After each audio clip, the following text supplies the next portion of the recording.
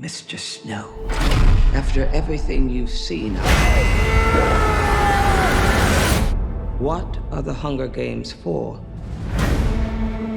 The Hunger Games are to punish the districts. Those tributes don't have a choice. We're live! I'm your mentor. You want to protect people, it's essential to accept what human beings are and what it takes to control them. You seem like a good man, Coriolanus Snow. I have seen what war does to people. Fueled with the terror of becoming prey. See how quickly we become predator?